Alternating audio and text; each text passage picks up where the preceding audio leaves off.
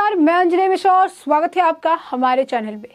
आपको बता दें कि पश्चिम बंगाल में जो नेता प्रतिपक्ष हैं शुभेंदु अधिकारी, उन्होंने बड़ा दावा कर दिया है और इस दावा ने एक बार फिर से बंगाल की राजनीति को और गर्मा दिया है और बंगाल की राजनीति में अब एक बार फिर उबाल देखने के लिए मिल रहा है। आखिर ऐसा कौन सा दावा है जो नेता प्रतिपक्ष शुभेंदु अधिकारी की तरफ से किया गया है, इसके बारे में आइए जरा विस्तार से जान लेते हैं।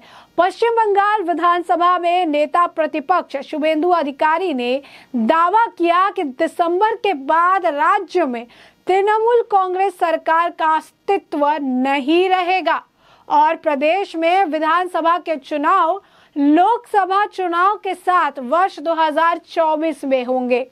अधिकारी ने पूर्व मेदिनीपुर जिले के तमालुक में संवाददाताओं से कहा कि राज्य में से तृणमूल कांग्रेस सरकार को हटाने की तैयारी की जा रही है और ऐसे में भाजपा नेता ने कहा कि कुछ महीने तो रुकिए, ये सरकार पश्चिम बंगाल में सत्ता में नहीं रहेगी। मेरी बातों का गांठ बांध लीजिए, इस साल दिसंबर तक पश्चिम बंगाल में तृणमूल सरकार सत्ता में नहीं होगी। पिछले कुछ महीनों में अधिकारी ने बार बार दावा किया है कि विपक्षी दलों द्वारा शासित राज्यों झारखंड, राजस्थान और पश्चिम बंगाल में महाराष्ट्र जैसी स्थिति होगी। उनकी टिप्पणी पर तृणमूल कांग्रेस ने तीखी प्रतिक्रिया भी व्यक्त की है। राज्य सरकार के मंत्री चंद्रिमा भट्टाचार्य ने कहा कि अगर वह चीजों को पहले ही देख सकते हैं तो बिहार में हाल के राजनीतिक घटनाक्रम की भविष्यवाणी क्यों नहीं कर सके या इस घटनाक्रम को क्यों नहीं रोक सके।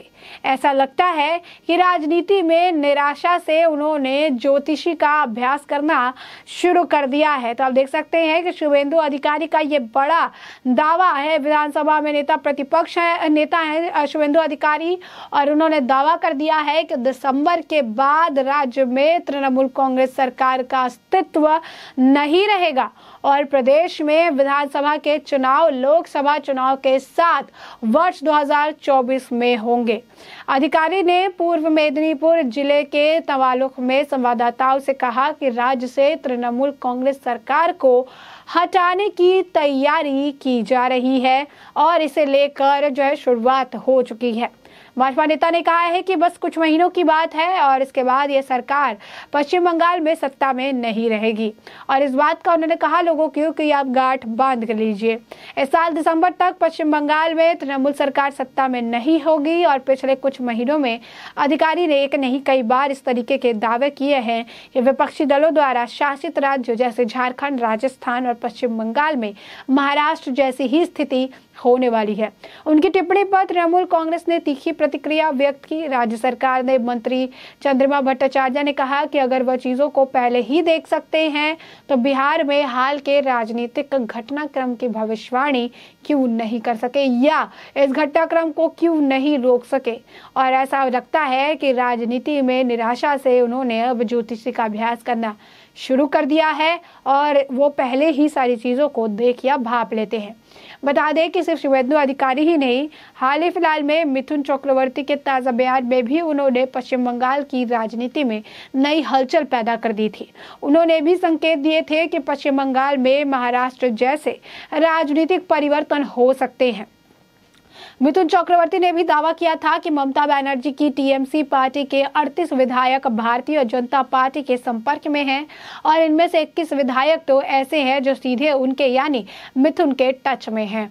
और ऐसे में आप साफ तौर पर देख सकते हैं कि पहले मिथुन चक्रवर्ती का दावा और शुभेंदु अधिकारी का जो दावा है उससे भी ये बात साबित हो रहा है कि आने वाले वक्त में कुछ बड़ा देखने के लिए मिलेगा, क्योंकि शुभेंदु अधिकारी अमित शाह के काफी करीबी माने जाते हैं और ऐसे में जिस तरीके से कह रहे हैं कि तैयारियां शुरू कर दी गई है, ऐसा हो सकता है कि आने वाले वक्त में जल्द ही राष्ट्रपति शासन जो है पश्चिम बंगाल में देखने के लिए मिले और राष्ट्रपति शासन लगाने की वहां पर तैयारी भी अब की जा रही है और इसके बाद पहले राष्ट्रपति शासन और फिर चुनाव और उसके बाद वहां पर सत्ता परिवर्तन देखने के लिए मिल सकता है।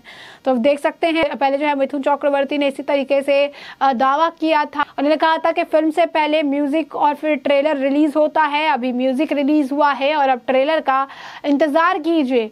फिल्म अभिनेता नेता और बीजेपी के नेता मिथुन चक्रवर्ती, उन्होंने पश्चिम बंगाल में कहा था कि तृणमूल कांग्रेस के तकरीबन 38 विधायक उनकी पार्टी की बीजेपी के संपर्क में हैं। उन्होंने ये भी कहा कि इनमें से 21 विधायक तो ऐसे भी हैं जो सीधे उनके संपर्क में हैं। उनके बयान पर टीएमसी सांसद डोला सेन और कांग्रेस के नेता अधीर रंजन चौधरी ने पलटवार भी किया था। उन्होंने मिथुन चक्रवर्ती जिस तरीके से शुभेंदु अधिकारी के बयान को भविष्यवाणी और ये गलत बताया जा रहा है, उसी तरीके से मिथुन चक्रवर्ती के बयान पर भी प्रतिक्रिया देते हुए डोला सेन ने कहा था कि मिथुन चक्रवर्ती बहुत बड़े अभिनेता है। अभिनेता और कलाकार बहुत सपने देख सकते हैं, हम आम आदमी है और हमें इतने सपने नहीं आते, लेकिन अभिनेताओं को काफी आते हैं। तो उन्होंने कहा था कि हम मिथुन चक्रवर्ती और उनके सपनों को शुभकामनाएं देते हैं। तो अब देख सकते हैं इस तरीके की प्रतिक्रिया देखने के लिए मिली थी। कांग्रेस नेता अधीर रंजन चौधरी ने भी कहा था कि मिथुन चक्रवर्ती डायलॉग देने में माहिर है और सियासी झूला झूलने में दिलचस्पी रखते हैं। वो कभी टीएमसी तो कभी बीजेपी में रहते हैं। बीजेपी विपक्ष के लोगों को डराकर लालच दिलाकर अपनी पार्टी में शामिल करती है और हमारे यानी बीजेपी के साथ आओगे तो गाजर मिलेगा, अगर नहीं तो ईडी मिलेगी। तो ये जो है इस तरीके से मिथुन चक्रवर्ती के दावे पर भी प्रतिक्रिया थी। अब मिथुन चक्रवर्ती के बाद अब शुभेंदु अधिकारी का ये बड़ा दावा है, दिसंबर तक सरकार जो है बदलने के बाद कह रहे हैं कि सत्ता परिवर्तन हो सकता है और बहुत सारे जो बदलाव है वो आने वाले वक्त में देखने के लिए मिल सकते हैं। उन्होंने भी अब बड़ा दावा कर दिया है, कह दिया है कि दिसंबर के बाद राज्य में तृणमूल कांग्रेस जो कि अभी सत्तारूढ़ पार्टी है उसका अस्तित्व वही नहीं रहेगा। तो बड़ा दावा है ये प्रदेश में। उन्होंने कहा कि विधानसभा चुनाव और लोकसभा चुनाव के साथ वर्ष 2024 जो है उसमें होंगे और इसके बाद जो है यहाँ से तृणमूल कांग्रेस का अस्तित्व मिट जाएगा। और ये सब वो पूर्व मेदिनीपुर जिले के तामलुक में संवाददाताओं से बातचीत करते हुए उन्होंने ये बड़ा दावा कर दिया है। उन्होंने कहा कि सत्तारूढ़ पार्टी जो तृणमूल कांग्रेस है बंगाल के, उसको हटाने की तैयारी भी की जा रही है। फिर आपको बता दें शुभेंदु अधिकारी अमित शाह के काफी करीबी है और ऐसे में ये माना जा रहा है कि कुछ बड़ी रणनीति के तहत काम किए जा रहे हैं और आने वाले वक्त में इसका रिजल्ट भी देखने के लिए मिलेगा। एक के बाद एक आपको बता दें कि दावे हुए हैं। महाराष्ट्र में जिस तरीके से सत्ता परिवर्तन देखने के लिए मिला, रातों रात जो है कुछ दिन का ड्रामा चला और उसके बाद रातों रात उलटफेर जो है सत्ता परिवर्तन देखने के लिए मिला और आज वहां पर जो है एकनाथ शिंदे मुख्यमंत्री बन गए जो और शिवसेना जो है पूरी तरीके से टूट के बिखर गई। और आज देख सकते हैं कि उद्धव ठाकरे जो कभी अपने आप को महाराष्ट्र का राजा समझते थे, आज उनके साथ उनके बेटे और एक सांसद के अलावा कोई खड़ा नजर नहीं आ रहा है।